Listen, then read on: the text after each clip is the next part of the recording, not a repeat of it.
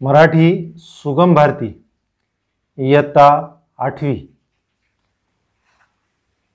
या पाठ्यपुस्तकातील पाठ क्रमांक 5 विश्वविख्यात शास्त्रज्ञ स्टीफन हॉकिंग या पाठाचा भाग क्रमांक 2 आज आपण पाहूया। आपण पहिल्या भागामध्ये पाहिलं होतं, आपण पाहूया आपुले मरण पाहिले मैं डोळा यापासून तर शेवटपर्यंत।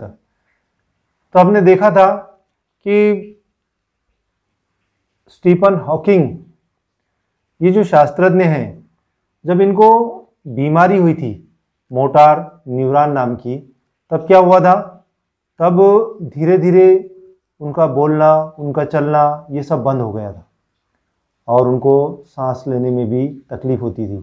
वो बहुत ज़्यादा कमज़ोर हो गए थे। तो वो कहते हैं, आइए देखते हैं, आपुले मरण पाहिले मैं डोळा। आपुले मरण पाहिले मैं डोळा मतलब मैंने मेरी मौत देखा। अशा स्थितीत प्रारंभीच्या काळात विलक्षण निराशा, बेचैनी, अस्वस्थता हॉकिंग यांनी अनुभवली। ऐसे टाइम में, ऐसे बीमारी के वक्त में उन्होंने क्या क्या, निराशा, नाउमीदी, उसके बाद बेचैनी, अस्वस्थता, ये सारी चीज़ें उन्होंने इस सब चीज़ों का तजुर्बा लिए, सब चीज़ों का अनुभव किए। आपल्याच वाट्याला हे दुखणे का, उनके दिल में बार बार एक सवाल आता था। कौन सा सवाल, कि मेरे ही नसीब में, मेरे ही हिस्से में ये बीमारी क्यों आई। पण मूळ स्वभावात असलेला समंजसपणा, समंजसपना का मतलब होता है शरीर के आजाओं पर नियंत्रण करने की क्षमता, उसको बोलते हैं समंजसपणा, विचारीपणा, सोचने वाले थे। यामुळे या निराशाजनक मनस्थितीतून ते हळूहळू बाहेर आले और धीरे धीरे ऐसी जो उनकी जो निराशाजनक जो परिस्थिति थी, इस परिस्थिति से वो बाहर आ गए।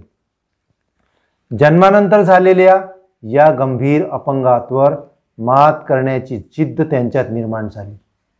ये जो अपंगत्व था, जो माजूरपना उनके अंदर जो आया था, ये जन्मजात था क्या, पैदाइशी था क्या? जी नहीं, पैदाइशी नहीं था, बल्कि कैसा था, पैदा होने के बाद आया था। तो उन्होंने इसके ऊपर मात करने की सोची, इसको हराने की सोच ली उन्होंने, जिद्द त्यांच्या मनात निर्माण झाली। या गंभीर परिस्थितीतून बाहेर पडण्याचे अनेक मार्ग त्यांनी अनुभवले और इस गंभीर परिस्थिति में, इस ऐसे खतरनाक हालात से बाहर निकलने के लिए उन्होंने बहुत सारे रास्ते अपनाए, मार्ग अवलंबले। असाध्य रोगामुळे, रोग कैसा था, असाध्य रोग उसको बोलते जो बीमारी अच्छी नहीं होती। असाध्य रोगामुळे चाकाची खुर्ची त्यांची साक्षीदार बनली। ये रोग असाध्य होने की वजह से चाकाची खुर्ची मतलब व्हील चेयर जो है वो उनकी हमेशा की साथीदार बन गई। विद्यापीठाने त्यांना विविध सुविधा पुरवल्या और विद्यापीठ ने भी उनको जितनी सहूलतें देना चाहिए था वो सारी सहूलतें दी। डॉक्टरेट पूर्ण झाल्यावर 1966 साली त्यांच्या एका शोध निबंधाला, आणि जब वो उनका कोर्स पूरा हो गया, डायरेक्टरी उनकी पूरी हो गई, वो होने के बाद 1966 के अंदर क्या हुआ कि उनका एक शोध निबंध था, एक रिसर्च था। उस रिसर्च को क्या हुआ, एडम्स प्राइज मिळाले, इंग्लैंड का एक प्राइज उनको दिया गया। केम्ब्रिज मधील इन्स्टिट्यूट ऑफ एस्ट्रोनॉमी या संस्थेत काम करण्यासाठी त्यांना निमंत्रित केले गेले। एक बहुत बड़ी रिसर्च सेंटर में उनको काम करने के लिए बुलाया गया। A brief history of time हे त्यांनी लिहिलेले प्रचंड लोकप्रिय पुस्तक, उन्होंने एक किताब भी लिखे थे।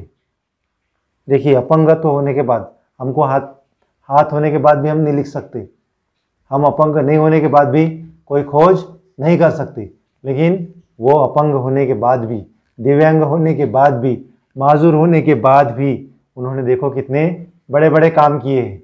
त्यांनी लिहिलेले प्रचंड पुस्तक लोकप्रिय झाले। कौन सी किताब लिखी उन्होंने, कौन सी लिखी, बोलो कौन सी लिखी, the brief history of time, ये उनकी जो किताब थी ये बहुत मशहूर हुई। 33 आवृत्त्या प्रसिद्ध झाल्या आहेत। उनके जो एडिशन है, आवृत्ति बोलते एडिशन को, कितने आवृत्त्या आहे उनके? 33 आवृत्त्या प्रसिद्ध झाल्या। गिनीज बुक ऑफ वर्ल्ड रेकॉर्डमध्ये या विक्रमाची नोंद केली गेली। ग्रीनिज वर्ल्ड के अंदर कोई ऐसा रिकॉर्ड बनता है तो वो रिकॉर्ड ग्रीनिज बुक में लिखा जाता है। तो ग्रीनिज बुक में इनका रिकॉर्ड, इनका नाम का रिकॉर्ड वहाँ पर लिखा गया। भौतिकशास्त्रातील उत्तम दर्जाच्या संशोधनासाठी काय में रिसर्च किए थे उन्होंने? भौतिकशास्त्र किसको बोलते? फिजिक्स को। तो भौतिकशास्त्रातील उत्तम दर्जाच्या, एकदम अच्छी क्वालिटी का रिसर्च किए थे उन्होंने, इसलिए उनको एल्बर्ट भौतिकशास्त्रातील उत्तम दर्जाच्या संशोधनासाठी दिला जाणारा, जो लोग फिजिक्स के अंदर बहुत अच्छी क्वालिटी का रिसर्च करते हैं उनको क्या दिया जाता? उनको जो पुरस्कार दिया जाता है उस पुरस्कार का नाम है एल्बर्ट आइन्स्टाईन पुरस्कार। एल्बर्ट आइन्स्टाईन पुरस्कार 1978 साली हॉकिंग यांना मिळाला। तो वो पुरस्कार स्टीफन हॉकिंग इनको मिला कब? 1978 में। दूसरा आइन्स्टाईन अशी त्यांची ओळख निर्माण झाली, उनकी पहचान बन गई। कौन से नाम से बनी पहचान? दूसरा आइन्स्टाइन है करके, दूसरा एल्बर्ट आइन्स्टाइन है करके ऐसी उसकी पहचान बन गई, अशी त्यांची ओळख निर्माण झाली। 1985 साली निमोनियाच्या दुर्धर आजाराने 1985 में क्या हुआ? 1985 साल में निमोनिया नाम की एक बीमारी, दुर्धर आजाराने काय झालं? त्यांच्या श्वासन नलिकेवर शस्त्रक्रिया करावी लागली और निमोनिया के बीमारी की वजह से उनकी जो सांस की नली है उसका ऑपरेशन किया गया। शस्त्रक्रिया करना मतलब ऑपरेशन करना, शस्त्रक्रिया करावी लागली। त्यात त्यांची वाचा गेली और उसी के अंदर उनकी वाचा गेली मतलब बोलने की जो सलाहियत है वो चली गई। त्यात त्यांची वाचा गेली, बोलण्यात मर्यादा आल्या, बोलने के अंदर मर्यादा आ गई, अब वो ज़्यादा नहीं बोल सकते थे। तरी अखंडपणे वैज्ञानिक संशोधनात ते व्यस्त राहिले। तो भी उन्होंने संशोधन का, रिसर्च का काम छोड़े क्या? नहीं, तो भी उन्होंने रिसर्च का काम नहीं छोड़ी, तरी ते संशोधनामध्ये व्यस्त राहिले, तभी वो रिसर्च करने में बिजी थे। त्यांच्या 59वा वाढदिवस त्यांनी भारतातील टाटा मूलभूत संशोधन संस्थेत साजरा केला और उन्होंने अपना 59वां जन्मदिन, बर्थडे कहाँ मनाए? भारत की टाटा मूलभूत संशोधन इस संस्था के अंदर मनाए। विश्वाचा स्वामी म्हणून प्रसार माध्यमांनी त्यांची विशेष दखल घेतली और जो टीवी वाले प्रसार माध्यम, जो मीडिया है, मीडिया ने उनको क्या कहा? विश्वाचा स्वामी म्हणून प्रसार माध्यमांनी त्यांची विशेष दखल घेतली। पहा शेवटचा पॅराग्राफ। प्रचंड आत्मविश्वास, विलक्षण जिद्द, अनोखी दिनचर्या, विनोद बुद्धीचा असाधारण पैलू हे या शास्त्रज्ञाचे अनोखे गुणविशेष कौन कौन से इसके?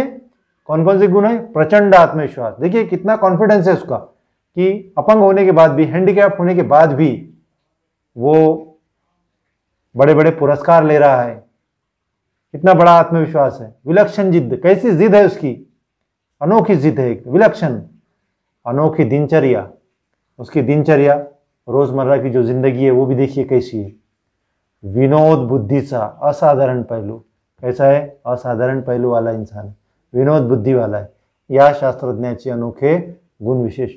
प्रतिकूल परिस्थितीवर जिद्दीने मात करनारा, प्रतिकूल परिस्थिति, हालात जो थे पूरे उसके मुखालिफ थे, लेकिन उसके बावजूद भी उसने उस पर जीत हासिल किया करनारा, जिद्दीने मात करनारा, विज्ञानाच्या क्षितिजावर तड़पनारा, विज्ञानाच्या क्षितिजावर, विज्ञान का क्षितिज कहते हैं। क्षितिज किसको कहते हैं मालूम है आपको? जैसे कि हमने देखा कि सामने दूर पे एक पहाड़ है और वो हम अब जब देखेंगे तो ऐसा लगेगा हमको कि उस पहाड़ के ऊपर आसमान जो है वो टिका हुआ है, ऐसा हमको महसूस होता है। अगर हम उस पहाड़ पर जाएंगे तो हमको ऐसा लगेगा कह रहे नहीं, इस पहाड़ पे टिका हुआ नहीं है, वो आगे जो सामने वाला जो पहाड़ दिख रहा है उस पहाड़ पर टिका हुआ है। तो ऐसा जो एहसास होता है उसको कहते हैं क्षितिज। तो विज्ञानाच्या क्षितिजावर तळपणारा दिव्यांग तारा म्हणजे स्टीफन हॉकिंग होय। असाच दिव्यांग तारा म्हणजे कोण? स्टीफन हॉकिंग होय। मेरे प्यारे बच्चों, मैं उम्मीद करता हूँ कि तुमको मेरा ये वीडियो पसंद आया होगा, और अगर आपको वीडियो पसंद आए तो लाइक ज़रूर कीजिए। चैनल को अभी तक आपने सब्सक्राइब नहीं किए हो तो सब्सक्राइब कीजिए। मिलते हैं अगले वीडियो में।